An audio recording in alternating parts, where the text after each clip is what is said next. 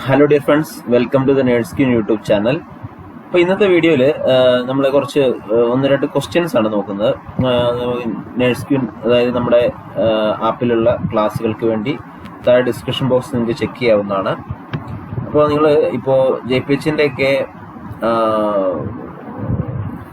Certificate upload ചെയ്യാനുള്ള മെസ്സേജൊക്കെ പലർക്കും വന്നു തുടങ്ങി. അപ്പോൾ നിങ്ങൾ അപ്ലോഡ് ചെയ്യുന്നത് എപ്പോഴും SSLC മുതലുള്ള സർട്ടിഫിക്കറ്റ്സും മാർക്ക് ലിസ്റ്റും അപ്ലോഡ് ചെയ്യണം. അത് നിങ്ങൾക്ക് സംശയം ഉണ്ടെങ്കിൽ എന്തൊരു അക്ഷയ സെൻറ്ററിൽ പോയിട്ട് തന്നെ നിങ്ങൾ ചെയ്യുന്നതായിരിക്കും കൂടുതൽ നല്ലത്. പിന്നെ ഫോട്ടോ, നിങ്ങളുടെ കൊടുത്ത ഫോട്ടോ പഴയതായിട്ടുണ്ടെങ്കിൽ, ഒരുപാട് 10 വർഷത്തിനൊക്കെ മുകളിൽ ആയ ഫോട്ടോസ് നിങ്ങളത് റീപ്ലേസ് ചെയ്യണം. ഇന്നത്തെ അല്ലെങ്കിൽ നിങ്ങൾ ചെയ്യുന്ന ഡേറ്റ് വെച്ചിട്ട് വേണം അത് അപ്ലോഡ് ചെയ്യാൻ വേണ്ടി.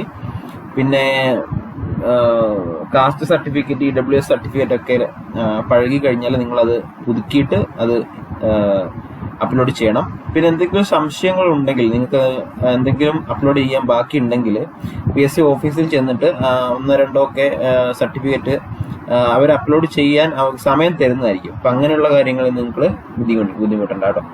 സോ ഇവിടെ എൻ്റെ കയ്യിലിവിടെ പേന ഇല്ല, അതുകൊണ്ട് ഞാൻ ജസ്റ്റ് വായിച്ചിട്ട് അതിൻ്റെ എക്സ്പ്ലനേഷൻ തരാം. Water hammer pulse scene in എന്ന് കൊടുത്തിട്ടുണ്ട്. 4 ഓപ്ഷൻ കൊടുത്തിട്ടുണ്ട്. ഇവിടെ അറിയാം അയോട്ടിക് റിഗർജിറ്റേഷൻ ആണ്. ഇവിടെ ആൻസറും കൊടുത്തിട്ടുണ്ട്.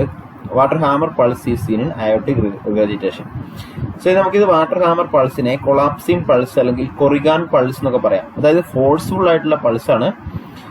ഇത് ഈ പൾസിന്റെ ആ ഒരു ഫോഴ്സ് വളരെയധികം ഇൻക്രീസ് ചെയ്തിട്ട് പെട്ടെന്ന് കൊളാപ്സ് ചെയ്യുന്ന ഒരു സ്വഭാവമാണ് ഈ പൾസിനുള്ളത്. സാധാരണയായിട്ട് അയോട്ടിക് റിഗർജിറ്റേഷൻ, അതായത് ലീക്കി അയോട്ടിക് വാൽവ് ലീക്ക് ആകുന്ന സംഭവം, അതാണ് ഒരു അയോട്ടിക് റിഗർജിറ്റേഷൻ വരുന്നത്. അത് വെൻട്രിക്കുലർ സെപ്റ്റൽ ഡിഫക്റ്റ് വിത്ത് അയോട്ടിക് റിഗർജിറ്റേഷൻ അങ്ങനെ വരാം. ട്രങ്കസ് ആർട്ടീരിയോസിൽ വരാം. അതുപോലെ മിട്രൽ റിഗർജിറ്റേഷൻ, കംപ്ലീറ്റ് ഹാർട്ട് ബ്ലോക്കിലൊക്കെ ഈ ഒരു വാട്ടർ ഹാമർ പൾസ് കാണാവുന്നതാണ്. അപ്പൊ എന്തൊക്കെയാണെന്ന് ഒന്നുകൂടെ പറയാം. Aortic റിഗർജിറ്റേഷനാണ്.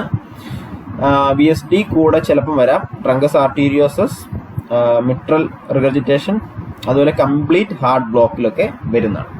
Next question, which is the most common pancreatic endocrine neoplasm? ഇവിടെ കറക്റ്റ് ആൻസർ കൊടുത്തിട്ടുണ്ട്. ഇൻസുലിനോമയാണ്. ന്യൂറോ എൻഡോക്രൈൻ ട്യൂമർ ആണ് ഇൻസുലിനോമ. ട്യൂമേഴ്സ് സാധാരണ ഈ ഇൻസുലിനോമ ബിനൈൻ ആയിട്ടാണ് വരുന്നത്. ഒരുപാട് ഇൻസുലിൻ ബ്ലഡിലേക്ക് റിലീസ് ആകും. സോ ഈ പാൻക്രിയാസ് നമുക്കറിയാം ഇൻസുലിൻ ഉൽപ്പാദിപ്പിക്കുന്നു. Pancreas produce excess insulin. In case of insulinoma, pancreas produce excess insulin. അങ്ങനെ ഇൻസുലിൻ കൂടുതൽ വരുമ്പോൾ നമ്മൾ എന്താ സംഭവിക്കുന്നത്? നമ്മുടെ ബ്ലഡിൽ സാധാരണ ഷുഗറിന്റെ അളവ് കുറയുകയും വിപ്പിൾസ് ട്രയാഡ് എന്നൊരു സംഭവം ഇൻസുലിനോമയിലാണ് വരുന്നത്. വിപ്പിൾസ് ട്രയാഡ്, WHIPPLS വിപ്പിൾസ് ട്രയാഡ്. അതായത് ഈ ഹൈപ്പോഗ്ലൈസീമിയയുടെ എല്ലാ സംഭവങ്ങളും ഉണ്ടാവും.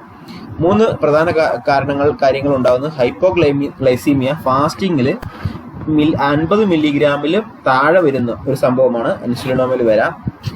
ഫസ്റ്റ് വൺ ഹൈപ്പോഗ്ലൈസീമിയ, ഫാസ്റ്റിങ്ങിൽ 50 മില്ലിഗ്രാമിൽ താഴെ വരാം. അങ്ങനെ സിംറ്റംസ് ഓഫ് ഹൈപ്പോഗ്ലൈസീമിയ കാണിക്കുന്നു. പേഷ്യന്റിന് ഡിസ്നെസ് ഉണ്ടാവും, കൺഫ്യൂഷൻ, റെസ്റ്റ്ലെസ്നെസ്, ചിലപ്പോൾ ബോധം പോകും, ബോധക്കേട്, അൺകോൺഷ്യസ്നെസ് ആയിട്ട് വരും, സ്വെറ്റിംഗ് ഉണ്ടാകും, ഷെയ്ക്ക്നെസ്, ട്രെംബ്ലിംഗ്, ഹാർട്ട് റേറ്റ് കൂടാം. അപ്പൊ ഇങ്ങനെയുള്ള സിംറ്റംസ് എല്ലാം കാണിക്കും.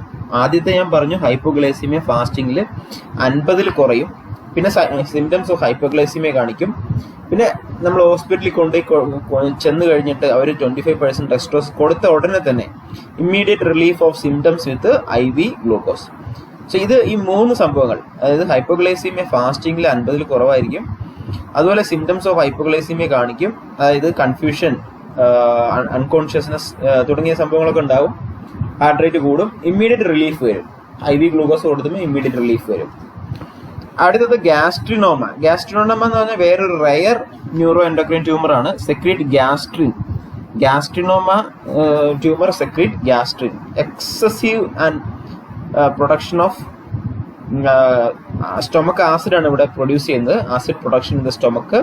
അപ്പൊ അവിടെ വരുന്നതാണ് സൊലിഞ്ചർ എലിസൺ സിൻഡ്രം. സ്പെല്ലിംഗ് പറയാം. ഗ്യാസ്ട്രിനോമയിൽ വരുന്നതാണ് Zollinger Ellison syndrome. ZOLLINGER. Zollinger Ellison syndrome. അത് ഡിയോഡനത്തിലും പാൻക്രിയാസിലും ഒക്കെയാണ് സാധാരണ വരുന്നത്. റയർ ആയിട്ടുള്ള എൻഡോക്രൈൻ ട്യൂമർ ആണ്. So which cause Zollinger Ellison syndrome എന്ന് ചോദിച്ചാൽ ഗ്യാസ്ട്രിനോമയാണ്. അടുത്തത് വിപ്പോമ നോറോ എൻഡോക്രൈൻ ട്യൂമർ തന്നെയാണ്. Over production of the vasoactive intestinal peptide. So അത് തന്നെയാണ് വിപ്പോമ എന്ന് പറഞ്ഞാൽ vasoactive intestinal peptide. So അത് ഹൈപ്പോകലീമിയ, പൊട്ടാസ്യം വളരെയധികം കുറയാനും വാട്ടറി ഡയറിയൊക്കെ ഉണ്ടാകാനുള്ള സാധ്യതയുണ്ട്. സോ വിപ്പോമ എന്താണ്? Over production of vasoactive intestinal peptide, hypokalaemia, watery ഡയറിയൊക്കെ ഉണ്ടാകാൻ സാധ്യതയുണ്ട്. അടുത്ത് ഗ്ലൂക്കഗോണോമ. അതെന്ന് പറഞ്ഞാൽ പാൻക്രിയാറ്റിക് ട്യൂമർ തന്നെയാണ്. ഗ്ലൂക്കഗോൺ ഒരുപാട് പ്രൊഡ്യൂസ് ചെയ്യാണ്. ഗ്ലൂക്കഗോൺ ബ്ലഡിൽ ഒരുപാട് പ്രൊഡ്യൂസ് ചെയ്യുന്നു. അങ്ങനെ ഷുഗർ വല്ലാണ്ട് കൂടുകയാണ്. ബ്ലഡിൽ ഷുഗർ വല്ലാണ്ട് കൂടി റാഷസ് ഒക്കെ വരുന്നു. സാധാരണയായിട്ട് പ്രായമുള്ളവരിലാണ് ഇത് വരുന്നത്. അപ്പോൾ ഇത് 4 ന്യൂറോ എൻഡോക്രൈൻ ട്യൂമേഴ്സ് ആണ്. ഇതിനകത്ത് ഈ ഗ്യാസ്ട്രിനോമ ചിലപ്പോൾ അത് ക്യാൻസറസ് ആയിട്ട് വരാനുള്ള സാധ്യതയുണ്ട്. ബാക്കി 3ഉം ഒരു സ്ലോ ഗ്രോവിങ് ആയിട്ടുള്ള ഒരു ബിനൈൻ ട്യൂമർ ആയിട്ടാണ് കാണുന്നത്. സോ ഈ വീഡിയോ ഇത്രയേ ഉള്ളൂ.